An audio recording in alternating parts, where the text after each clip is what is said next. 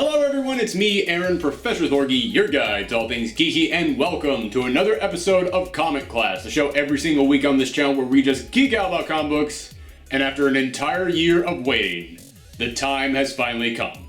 When DC Rebirth came out over a year ago, it set up one of the biggest cliffhanger endings in comic book history, in which Batman actually discovered the famous button from the Watchmen hidden within his cave, while the Flash learned that someone had taken 10 years of their life away in order to try and remove all hope and love and the connections that these characters had made to each other. And for the past year, comic book fans have been wondering, what's the next step? What's the next thing that's going to happen? This week, the 4-part miniseries, The Button, finally wrapped up, and today on Comic Class, I'm going to give you my immediate reaction, my review, all my crazy theories about what this could possibly mean for the future of DC Comics. But first, I would just like to give a quick shout out. Yes, many of you probably know a YouTuber by the name of Comic Storian. He's one of the biggest comic book YouTubers out there. He recently, this week, had me on his show, The Weekly Pull. It was a ton of fun. We talked about all the problems that Marvel is going through. So if you're a big DC fan, wow, is this a big week for you. But we got into some really deep discussions on there. It was great to just kind of vent with these guys, just be creative, just think up different things. So it was a ton of fun. If you guys have not checked out those videos on Twitch, they do get uploaded here onto YouTube. So I will put a link down in the description below to where you can find it. So I just want to get that out of the way. Just wanted to thank those guys because that was indeed a ton of fun. And speaking of a ton of fun, let's get into Batman and the Flash's wacky adventures through space and time. I assure you this storyline is far more dramatic than what that intro implied. It's actually quite sad. Okay, yeah, so this is going to be another one of them rambling videos that you guys enjoy so much. You know when I read a big event and I just give you my immediate reactions right after I read it? I just read this a few hours ago, and my immediate reaction is, damn. Damn.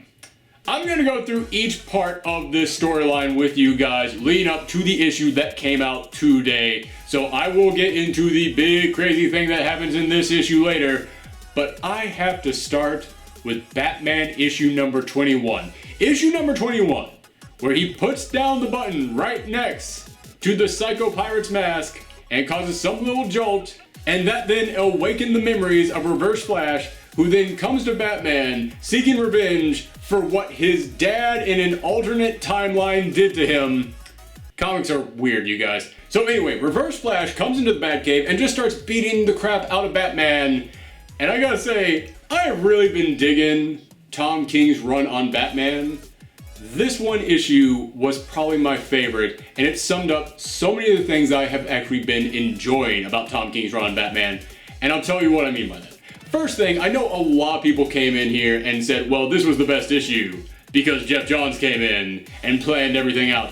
I think Jeff Johns came in here and told him what he wanted this issue to be. I don't think he actually plotted out pace by pace every single panel, because one thing that Tom King is a master of is pacing and using really damn good pacing to build suspense. For anybody who has read his book Sheriff of Babylon or his last book over at Marvel The Vision, you know this is a guy who can build up tension with every single panel. So in this issue, the Flash just told Batman, I will be there in 1 minute. Batman is now staring down Reverse Flash, and he knows, and the reader knows, he can't win this fight. But if he can stall him for 1 minute, the Flash can come in there and save the day. So every single panel, it then shows that timer counting down, second by second. That is a Tom King move right there. That's one of the best techniques I've seen someone do to help build up tension. And one of the reasons it works so incredibly well is because Batman is going up against a speedster. Someone who can move insanely fast in just the span of 1 second. And they played that up so well in this issue. When you would see Reverse Flash just beat the snot out of him throughout the course of several panels, and 1 second would go by in that time. It was like, oh, Batman is toast. But this is the other reason why I have loved Tom King's run on Batman, and I'm about to say something incredibly controversial. I didn't really care for Scott Snyder's run Batman? I know, that's hearsay in the comic book industry. You're not allowed to say that you did not like the Scott Snyder run on Batman. And I'm not saying I didn't like it, I'm just saying that I didn't love it like everyone else did. And one of the reasons I didn't love it is because Scott Snyder in his run Batman really played into that mentality of, well, Batman can beat anyone. Batman can beat anyone because of prep time, and because he's so paranoid, he has infinite prep time. He has studied how to fight everyone, and he knows how to take anyone down, no matter where he is. Also, he has a mech that can solve every problem he wants, and it can come to him whenever he wants it. Listen, guys, I love Batman. He's an amazing character, but he's not an amazing character because he can beat everyone. He's an amazing character because he can study everyone, because he can learn from everyone, but he's still human. He still has a limited number of tools. This fight scene right here, this was the Batman I wanted to see. This was a Batman who knew, yeah, I can't beat you. I can't beat you at all. You're Reverse Flash. I'm just Batman. There's no way I can do that. However, I am Batman, so I can stall you for a minute if I really try. And that's what I loved about this issue. If this was a Scott Snyder Batman issue, you know, the second Reverse Flash came in there, he would have just gone, well, beep bop boop, bam, giant mech come down. This is my special Reverse Flash mech that I designed specifically to fight you. This is not that Batman. This is the Batman who is the detective, not the one who has the Deus Ex Machina machine ready to go at any moment's time.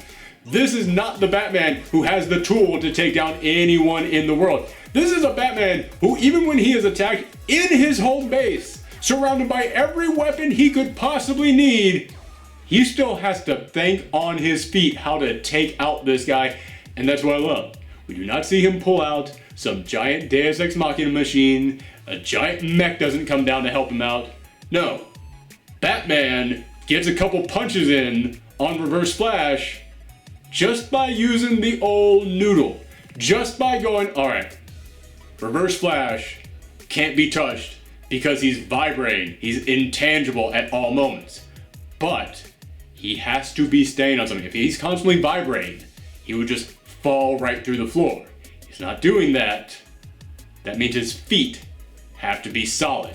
And then he just takes out Batarang, stabs him in the foot, and then is able to get in a couple punches on him, and went, that's how Batman fights. Batman doesn't fight by having a giant mech come down. Batman does not fight by just pulling out the Reverse Flash gun that he has in his belt at all times, just in case he needs to fight the Reverse Flash. Who knows, it could come up any day now. No, this is the Batman who has a limited number of tools. Tools that work for him, but he can think about how to use those tools. He's a freaking detective and he's smart. However, he still loses in the end. He still loses in the end because yes, he's Batman, this is Reverse Flash. And as I said, the thing that I loved about this is that Batman knew he couldn't win and the readers knew he couldn't win. That was not the question. The question was, could he last that amount of time? And he doesn't. That's a hell of a big twist in there. So I love that he is not able to last that amount of time because, yeah, it's Reverse Flash. And then Reverse Flash picks up the button, disappears, comes back, half charred in half, and just says, I've seen God, and just crumbles to the ground. That is a stunning moment because the Reverse Flash is a sick, psychopathic, insert random curse word here. He is insane. He is malicious in every single atom of his body. So to see him frightened, it lets you know this is a big thing. This is something huge. And how on earth are the other heroes going to deal with something that can make Reverse Flash that afraid? The next issue after that is the Flash's issue, and that focuses on the Flash coming here, discovering this crime scene while Batman is trying to recover, and he's basically just trying to piece together what the heck happened here on this crime scene. And I've said this numerous times before, but I just have to take another moment here to come in here and applaud Joshua Williamson on this book. When he got picked to be the writer on The Flash, I was very surprised because Joshua Williamson is a guy who writes Nailbiter, a book about a town full of serial killers. Yeah, didn't really seem like the guy I would have picked to write The Flash. But as I was reading this, and as I was seeing how Barry broke down the crime scene, because that is his job, and how he talked with Batman, a detective, and how the two of them started coming up with theories and started breaking down the situation themselves based on their knowledge and based on their experience, it made me go, that's why you picked this guy. This is a guy who has been writing a detective story for several years over at Image. You picked him because Barry is a CSI agent. You picked a writer who knows how to diagnose a crime scene. That was a damn good choice. Kudos, DC. Kudos. But from there, Barry goes to the JLA Trophy Hall and he finds the cosmic treadmill that allows him to travel through time. And I just love that shot of the entire trophy room there, because it made me look at and made me think about what's been going on over in Action Comics and Superman, where Superman basically restored 10 years to the DC Comics universe. Basically, he merged his old timeline with this timeline, and by doing that, add 10 years to all these characters' existence, and made me look at that and go, this was not there a couple of years ago. A couple of years ago in the JLA books, you wouldn't have seen all this stuff. It feels good to know that a lot of that stuff has been brought back. I don't even know if that was a conscious decision. I don't even know if that was Joshua Williamson coming in here and going, well, you know, all this stuff is back, so we got included. But just in my own little headcanon, that's the reason it was all there. It's because Superman returned it all there by returning those lost 10 years. But from there, he gets prepared to go back in time and follow the Reverse Flash and find out what the heck he saw and what it was that killed him. But then Batman pops up and goes, I knew you would come here because I'm Batman. Also, I'm severely injured, but I will still fight because I am Batman. The two of them take the treadmill, go traveling through space and time, and they end up landing in the Flashpoint universe. It gets revealed that the Flashpoint universe did not get wiped away from existence like we thought it did. It's just been sitting over there, and Batman runs into Thomas Wayne, his father, who was Batman in the Flashpoint universe. Which, this was a great moment, because, well, A, it's Batman meeting his dad, but also because one of the sickest things that the Reverse Flash did when he was beating the crap out of Batman, as I said, he is one of the most malicious villains out there, and he took that note that Flash brought from his dad, from that alternate reality, and gave to Batman the thing that meant so much to Batman, brought that little tear to his eye, and ripped it up in front of him. Now Batman gets to meet his dad again. And I love that in the next issue, I'll admit, I think that issue 3 was kind of the weakest of this entire event, simply because for the first half of it, it was like, well, Flashpoint still exists, these two sides are still warring, world's still doomed, we're all gonna die any moment now. It was just kind of setting up what Flashpoint was and why Flashpoint was still there.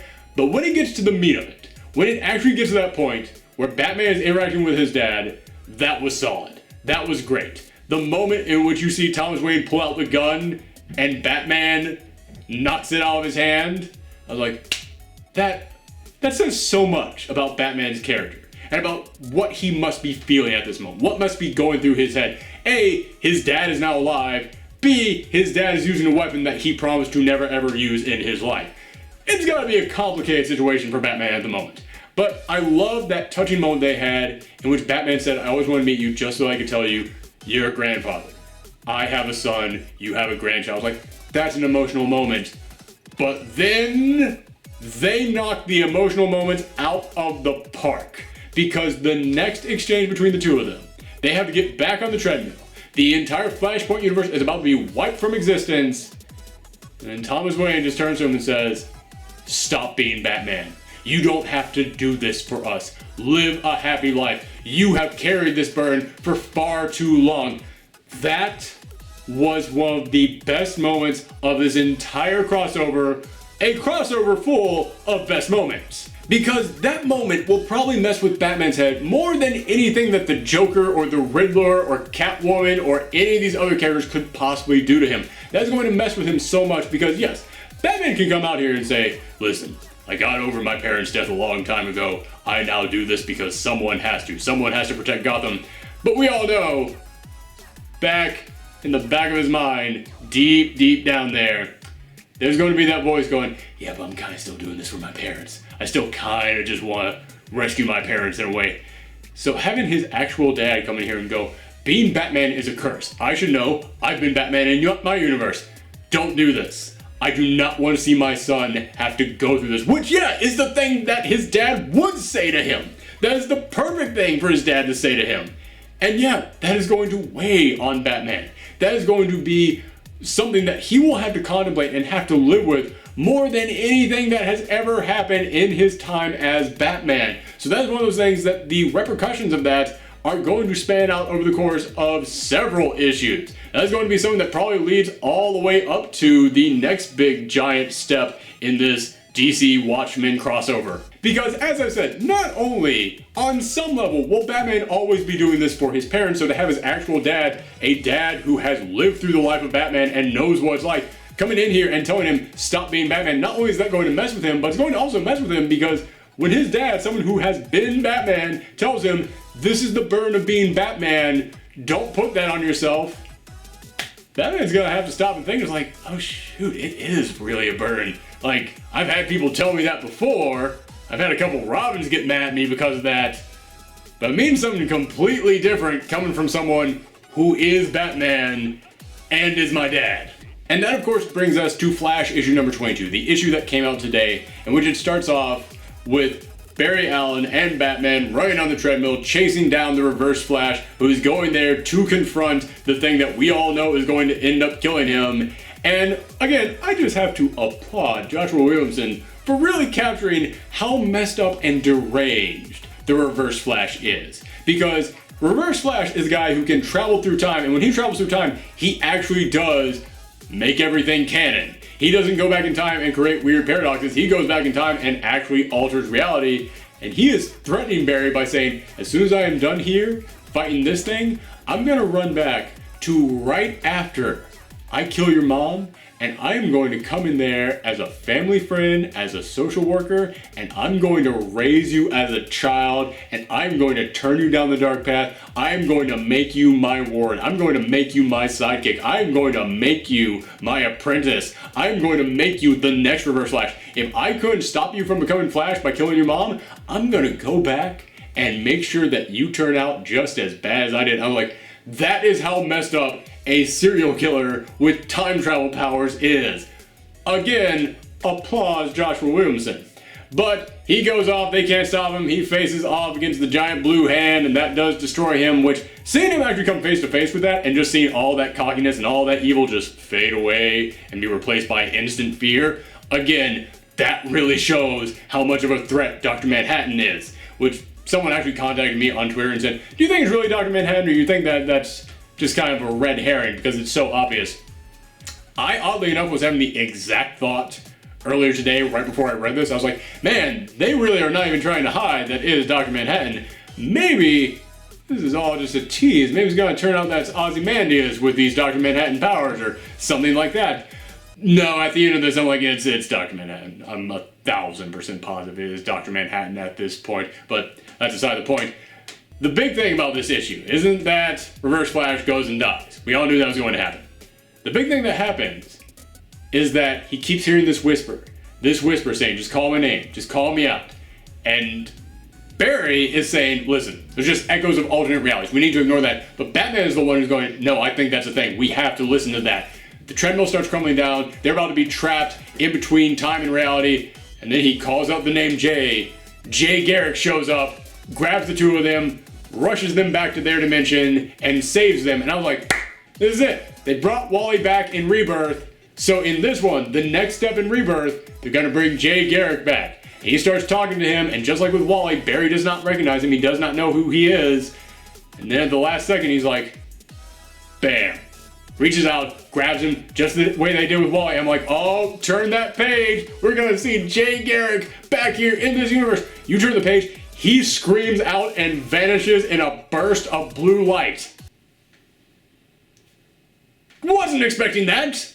So my first thought, when we see that big blue lightning come down and strike down Jay Garrick and make him disappear again, my first thought was, okay, Dr. Manhattan has a connection to the Speed Force. That kind of got confirmed earlier in Flash number 21, in which he said, yeah, the residue coming off of Reverse Flash, it reminds me of the Speed Force. My Speed Force, not his Speed Force. Which makes me think Dr. Manhattan, his all-powerful energies that can control the whole universe, must be the same energies as the Speed Force.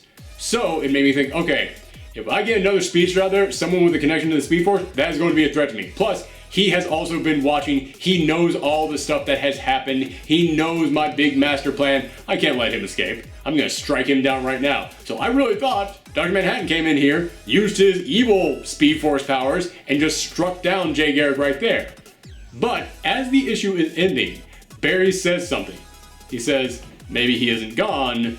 Maybe I just wasn't his lightning rod. Because that was the thing with Wally. Wally said he needed to find his lightning rod, that thing that would connect him back to this reality, and that was Barry.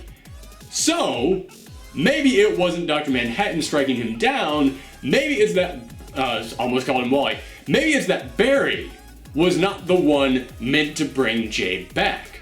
Now, there was one little bit in Flash issue number 21 that I did skip over, in which it shows us Johnny Thunder, one of the members of the Justice Society, one of those few people who remembers the Justice Society, and ever since Rebirth, he has been trapped in this old folks home, in this asylum, in which everybody thinks that he's crazy because he's constantly screaming about thunder and how he needs to bring the thunder back, and how he's so mad that he let the thunder get away from him, and we see him up there on the roof screaming for the thunder to come back. So what if Jay Garrick ends up becoming the savior of the whole DC universe? Because what's the only thing that can fight an all-powerful being that can alter reality using the Speed Force? Another all-powerful being that can alter reality using the Speed Force. What if Jay Garrick's lightning rod is Johnny Thunder? And when he comes back, he doesn't come back as Jay Garrick. He comes back evolved into the new Thunderbolt, into that new all-powerful being that Johnny Thunder could call down, and he has to stop Dr. Manhattan using the same type of power, and he ends up becoming the one who sets everything right and returns the universe to the way that it is. I'm just totally speculating here at this point, but that sounds cool as hell to me. And of course, this whole thing ends with what everybody has been talking about ever since Jeff Johns tweeted out that little teaser for the whole Doomsday Clock, in which we do see the little clock hands ticking down, and we see a Superman symbol floating out there in space. I have no idea what that could possibly mean. Looks real cool though. I do have a coworker who, as I said, I have no idea what that could mean, but I have a coworker who actually has a pretty good theory, in which he said, listen, we know that our Superman is here on Earth. We know that all the other Supermen are out there in their own realities. We saw that in the big crossover that happened in the Superman book. There is a Superman who we have not seen ever since the New 52 came around. And it is a Superman who has been involved in every single one of these big giant reboot events. Where's Superboy Prime? Because Superboy Prime was the most powerful of all the Supermen. What if he's been out there trying to fight Dr. Manhattan? What if that was his chest that we saw just floating out there in space? Again, I have no idea if that's true, but could be pretty darn cool. And he is one of those characters that is involved in all these big, giant, reality-shaping events. So where has he been? But as I said, those were just all my thoughts. Sorry again that this was another one of them rambling videos that I love to do so much. But as I said, after I read something like this, I have a whole bunch of pent-up emotions. I kind of just want to get those emotions out, and this is the best way to do it. So I hope you guys are enjoying it. Let me know in the comments down below what you thought of the button. Let me know where you think that this is going to go. And you can also let me know on Twitter, on Twitch, on Tumblr. Just follow me all over the internet at Professor Thorgy. Thank you guys very much for tuning in. Click on the videos at the end of this. And as I said, once again, thank you to the Comic Historian for having me on his show. Thanks everyone. Good night.